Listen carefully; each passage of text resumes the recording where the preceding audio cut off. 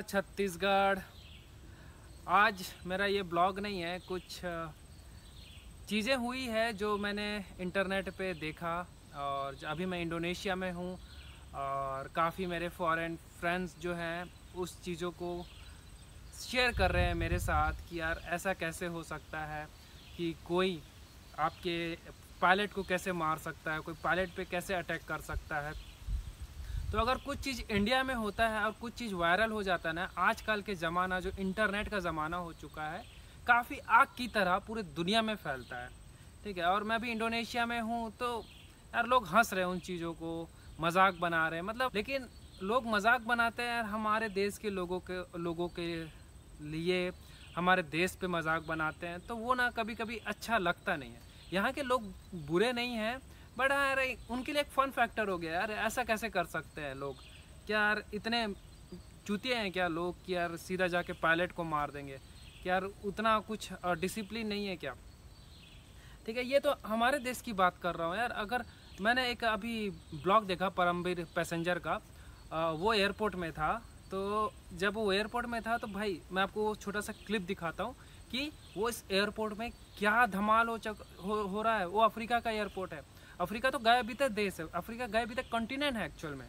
तो वहाँ पर ऐसा हो रहा है तो हम भाई हम जो है सुपर पावर बनने के और जा रहे हैं, सुपर पावर बनने की और अग्रसर हैं हम लोग, और इस तरीके का कर रहे हैं। मतलब फिर क्या मतलब रह गया भाई अफ्रीका और हमारे देश में?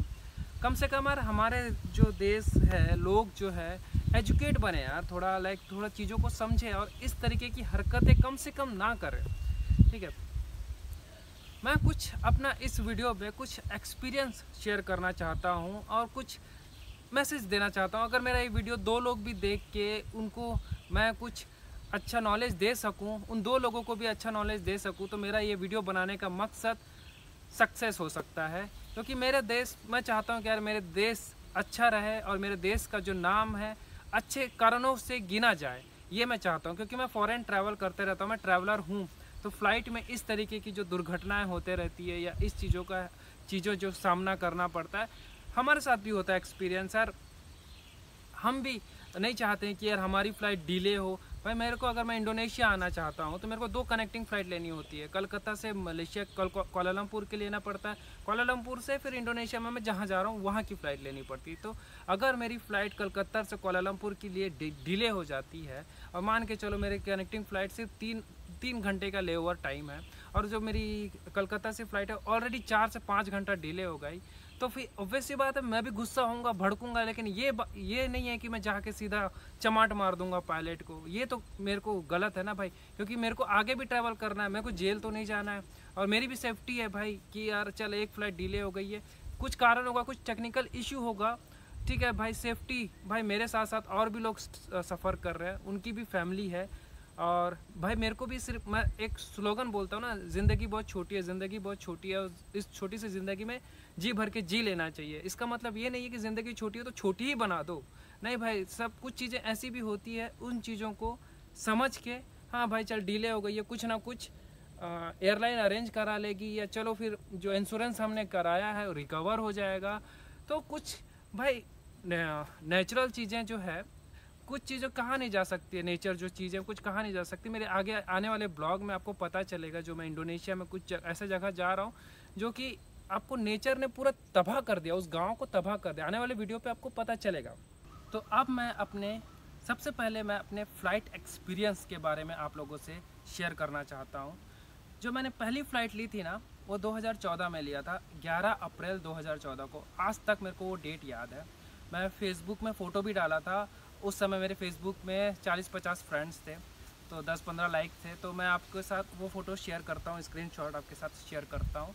11 अप्रैल 2014 को मैंने पहली फ़्लाइट ली थी, और आज मैं जब वीडियो बना रहा हूँ 24 जनवरी 2024 है। इसका मतलब हो गया कि मैं ऑलमोस्ट 10 साल से ट्रैवल कर रहा हूँ फ़्लाइट में, मतलब 10 साल से मैं फ़्लाइट ले रहा हूँ। अब मैं मुंबई से रायपुर की फ़्लाइट थी, उस समय मैं मुंबई में रहता था, तो मुंबई से रायपुर की मेरी पहली फ़्लाइट थी जेट एयरवेज़। और जब मैं पहली फ़्लाइट लेने गया था ना, जब मैं काउंटर पे था, जब मैं बोर्डिंग पास ले रहा था, तो मैं उनको बोला कि ये मेरी पहली फ़्लाइट है, फर्स्ट फ़्लाइट है।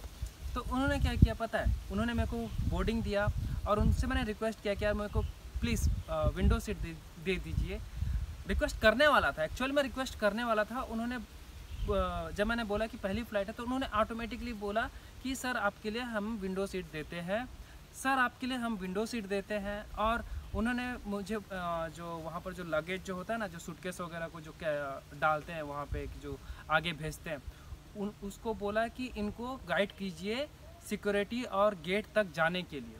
तो भाई वो बंदा आया वहाँ से उठ के और मेरे को लाइक पर्सनली मुझे लेके गया, बताया कि ये सिक्योरिटी चेक होता है और सिक्योरिटी चेक में आपको क्या क्या करना होता है, क्या क्या अगर आपके पास इलेक्ट्रॉनिक है या जो चीज़ निकालना होता है, मोबाइल वगैरह, वो सब मुझे निकाला, मुझे सिखाया, पर्सनली सिखाया। फिर वो सिक्योरिटी क्रॉस उसने भी किया और बताया कि मैं अपने पैसेंजर को गाइड करने के लिए अंदर घुस रहा हूँ तो मुझे परमिशन दो। तो वो मेरे साथ साथ अंदर तक घुसा और मेरे को जहाँ पर गेट होता है कि यहाँ से बोर्डिंग चालू होगी आपकी फ़्लाइट के लिए, और जब बोर्डिंग अनाउंसमेंट होगा या बोर्डिंग चालू होगा तो आपको ऑटोमेटिकली बता देंगे कि जो रायपुर की फ़्लाइट है वो बोर्डिंग होने वाली है, आप यहाँ आ जाइए। मतलब मेरे को जब मैंने बोर्डिंग पास लिया, बोर्डिंग गेट तक उन्होंने पूरा A to Z गाइड किया। उस टाइम पे 2014 की बात कर रहा हूँ। जेट एयरवेज 2019 में जेट एयरवेज बंद हो चुका है, और मैंने जब भी मैंने डोमेस्टिक फ़्लाइट लिया है ना इंडिया पे, जेट एयरवेज ही लिया है, क्योंकि मेरे को वो जो सर्विस थी ना वो मेरे दिल पे लगी थी। और मेरे को अगर मेरे को 1000 2000 या 500 भी महंगा होता था ना, मेरे को कोई फ़र्क नहीं होता था, क्योंकि जो सर्विस थी ना वो मेरे को बहुत अच्छी लगती थी और उस सर्विस के लिए ही मैं उसको पेमेंट करता था और अच्छा लगता था। मैं जितने भी डोमेस्टिक फ़्लाइट लिया है मैंने जेट एयरवेज़ का ही लिया है। 2019 में जब जेट एयरवेज़ बंद हुआ ना, तब मैंने फिर इंडिगो और ये सब चीज़ें लेना शुरू किया। और अब देखता हूँ ना तो सच में बोलूँ तो भाई मैं एयरपोर्ट जाता हूँ तो ऐसा लगता है कि मछली बाज़ार है, सच बोल रहा हूँ।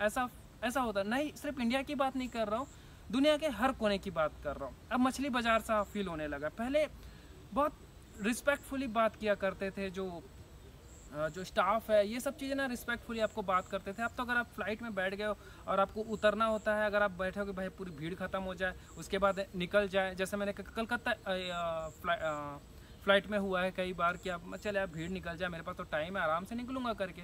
तो भाई दूसरे लोगों को क्या बोलते हैं कि मैं देखता हूँ कि दूसरे लोग अगर कोई बैठा हुआ है तो उन लोगों को क्या पता, अरे भाई उतरना नहीं है क्या, फ़्लाइट लैंड हो चुकी है, आगे उतरना है भाई, फ़्लाइट खाली करो जल्दी।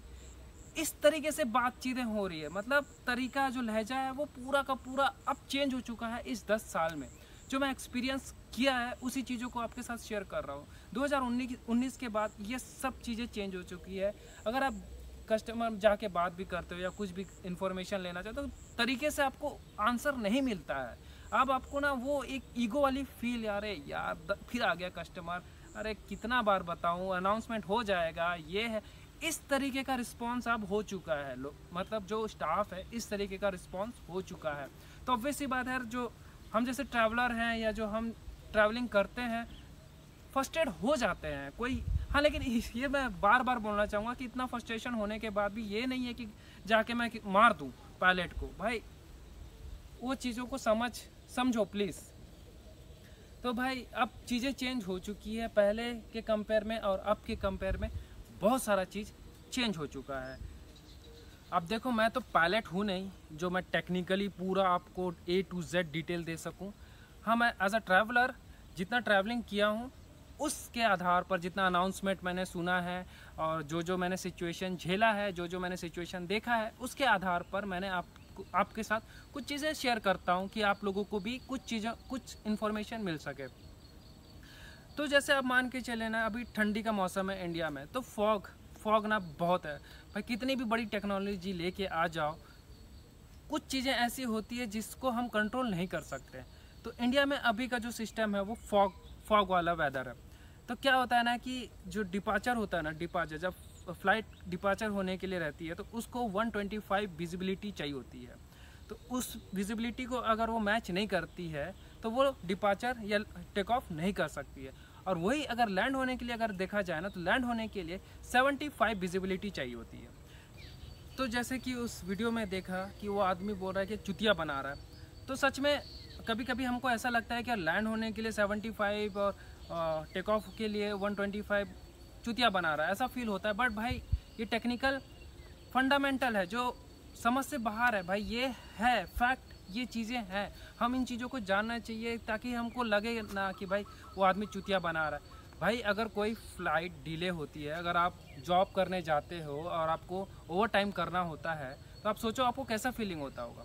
वो फ़्लाइट जो पायलट है वो भी अगर फ़्लाइट डिले होती है तो उसको भी ओवर टाइम करना पड़ रहा है ना भाई, उसको भी तो घर जाना है, उसको भी तो फैमिली से मिलना है, उसकी भी ज़िंदगी है। ये नहीं, वो इंसान नहीं है क्या भाई? तो भाई सबके लिए वो फ़्लाइट डिले हो रही है तो इसका मतलब ये नहीं है कि सिर्फ आप ही परेशान हो, वो जो पायलट है वो भी परेशान है। सेकंड टेक्निकल इशू पे आते हैं कि यार जब आपकी फ़्लाइट डिले होती है, मान के चलिए आपकी कोई फ़्लाइट 12 बजे की है, दूसरी फ़्लाइट 12:05 की है, तीसरी फ़्लाइट 12:10 की है, चौथी फ़्लाइट 12:15 की है, पांचवी फ़्लाइट 12:20 की है, तो कंटिन्यूसली अगर फ़्लाइट रहती है, अगर एक फ़्लाइट डिले होती है ना तो लाइन से फ़्लाइट डिले होना शुरू हो जाती है। तो इससे क्या होता है ना, तो कि जो एयरपोर्ट है, एयरपोर्ट पे भीड़ जमा होना शुरू हो जाता है। तो एयरपोर्ट अथॉरिटी की क्या सिस्टम होता है कि नहीं, क्या होता है ना कि भाई जो भी है, जिनकी भी फ़्लाइट है उनको फ़्लाइट में डाल देते हैं। वहाँ से क्या होता है ना कि एयरपोर्ट अथॉरिटी जो है, जो उसकी जो जिम्मेदारी होती है ना, वहाँ पर उनकी ख़त्म हो जाती है और वहाँ से जिम्मेदारी शुरू होती है एयरपोर्ट जो फ़्लाइट क्रू एंड पायलट की। तो वहाँ से उनकी ज़िम्मेदारी शुरू हो जाती है। जब एयरपोर्ट की ज़िम्मेदारी ख़त्म हो जाती है और जब हम फ़्लाइट में बैठ जाते हैं और उसके बाद हमें पता चलता है कि यार फ़्लाइट को टेक ऑफ करने के लिए अभी जो विजिबिलिटी है वो नहीं है, तो अपने को फ़्लाइट में ही वेट करना पड़ेगा। अब इससे क्या होता है, जब फ़्लाइट एक बार आप अंदर घुस जाते हो तो आप एक सिक्योर एरिया में आ जाते हो, सिक्योरिटी पूरा एरिया में आ जाता है। तो उसके बाद जब तक आपको इमरजेंसी नहीं होती है ना, तब तक आपको डीबोर्ड करने की अनुमति नहीं देते हैं। एक इस चीज़ के मैं अगेंस्ट हूँ यार, इस चीज़ों को सुधारना चाहिए। सिर्फ इंडिया में नहीं, पूरे दुनिया का ये प्रॉब्लम है भाई, पूरे दुनिया का, सिर्फ इंडिया का ही प्रॉब्लम नहीं है। ठीक है, अगर आप कहीं इमिग्रेशन आप क्लियर कर देते हो और आपकी फ़्लाइट 12 घंटा 15 घंटा डिले हो जाती है तो आपको एयरपोर्ट में ही रहना पड़ेगा। डीबोर्ड करने की अनुमति मिलती ही नहीं है, परमिशन मिलता ही नहीं है, तो आपको एयरपोर्ट में ही रहना पड़ेगा। तो मैं पता नहीं ये कब ये प्रॉब्लम सॉल्व होगा।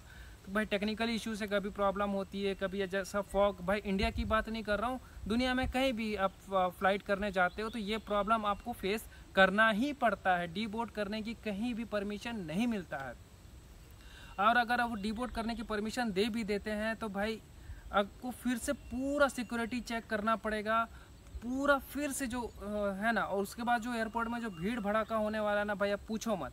जैसे मैं मान के चलो ना भाई, मेरी भी अगर कोई कनेक्टिंग फ़्लाइट है, कलकत्ता से कुआलालंपुर अगर आ रहा हूँ, कुआलालंपुर से जकार्ता की फ़्लाइट है, तो मैं कुआलालंपुर में जब मैं लैंड होता हूँ, फिर से जब मैं अलग फ़्लाइट लेने जाता हूँ, मैं एयरपोर्ट से बाहर नहीं निकल रहा हूँ क्योंकि मैं इमिग्रेशन तो क्लियर कर नहीं रहा हूँ, तो मैं एयरपोर्ट से बाहर निकलूँगा नहीं। तो क्या होगा, जब मैं दूसरा बोर्डिंग करने जा रहा हूँ, मेरी कनेक्टिंग फ़्लाइट है, मेरे पास 2 बोर्डिंग पास है और मैं दूसरी फ़्लाइट में भी टेक ऑफ करने जा रहा हूँ कुआलालंपुर से, अंदर ही अंदर एयरपोर्ट में, मैं बाहर नहीं निकल रहा हूँ। फिर से भी मेरे को दूसरे फ़्लाइट लेने से पहले की सिक्योरिटी चेक करने ही पड़ता है। ये रूल्स रेगुलेशन है सिक्योरिटी का। तो भाई चलो वो चीज़ें तो हैं भाई, लेकिन डीबोर्ड और ये सब चीज़ें करने का जो सिस्टम है ना, ये एक्चुअल पे होना चाहिए।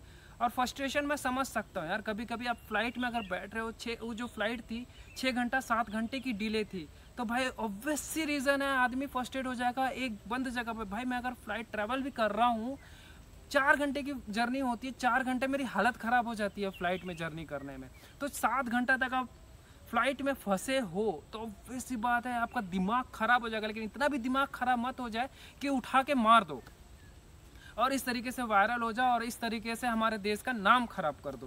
भाई मेरा ये वीडियो बनाने का मकसद और ये मैसेज देने का मकसद है कि हमारे देश का नाम खराब मत करो, ठीक है। एज अ ट्रैवलर भाई मैंने बताया आपको, मैं ये वीडियो बनाने का मकसद ही यही था कि मैं एज अ ट्रैवलर आप लोगों के साथ कुछ चीज़ें शेयर कर सकूं, कुछ एक्सपीरियंस शेयर कर सकूं, और पहले कैसा था और अब कैसा हो रहा है ये चीज़ें मैं आप लोगों के साथ बता सकूं, आप लोगों के साथ शेयर कर सकूं। यही मेरा मकसद था इस वीडियो को बनाने के लिए। और इस वीडियो से 2 लोग भी अगर अच्छे तरीके से सीख जाए, समझ जाए और एयरलाइन भी बिहेव करना अब शुरू अच्छा कर दे तो यार अच्छा लगेगा और सबके लिए अच्छा होगा, सब कंफर्टेबल रहेंगे। ठीक है, मैं पैसेंजर परमवीर का देख रहा था ना, उसकी फ़्लाइट 12 घंटे डिले हुए थे और जो एयरपोर्ट में जो दंगा मचा हुआ था, दंगा भाई दंगा मचा हुआ था उस एयरपोर्ट पे, जो अफ्रीका की एयरपोर्ट थी, तो भाई दंगा मचा हुआ था। तो आप सोच सकते हो कि सिर्फ हमारे देश की ये कहानी नहीं है, हर जगह पे कहानी है, फ्रस्ट्रेशन होता है। आशा करता हूँ कि आप मेरे इस वीडियो से ज़्यादा बोर नहीं हुए होंगे। मेरे को बस एक छोटा सा मैसेज देना था, एक जिम्मेदार ब्लॉगर के होने का थोड़ा सा फ़र्ज़ अदा करना था कि यार आप लोगों को कुछ इन्फॉर्मेशन दे सकूँ कि ट्रैवलिंग में कुछ इस तरीके की चीज़ें होती है। और अगर मैं ट्रैवलर हूँ तो मुझे बहुत सारी चीज़ों को एडजस्ट करना पड़ता है और बहुत सारी चीज़ों को एडजस्ट करते हुए चलना पड़ता है और बहुत सारी चीज़ों के लिए तैयार रहना पड़ता है। लेकिन हर कोई नहीं कर सकता है। किसी को, मैं तो एज अ ट्रैवलर हूँ, किसी को किसी मीटिंग के लिए जाना है, किसी को कुछ दूसरे काम के लिए जाना है, कुछ इंपॉर्टेंट है, बहुत सारी चीज़ें होती है। ऑब्वियस सी बात है, वो चीज़ें, कुछ चीज़ें जगह पर एडजस्ट होती है, कुछ चीज़ें जगह पर एडजस्ट नहीं हो पाती है। लेकिन इसका ये मतलब नहीं है कि आप इस तरीके का चुतियापा करो। और यही मेरा आपके साथ मैसेज देना चाहता हूँ। अच्छे से रहिए, खुश रहिए और लाइफ को एंजॉय कीजिए। और मेरा वीडियो को यहीं पर एंड करता हूँ। तो टाटा, बाय बाय, सब्सक्राइब।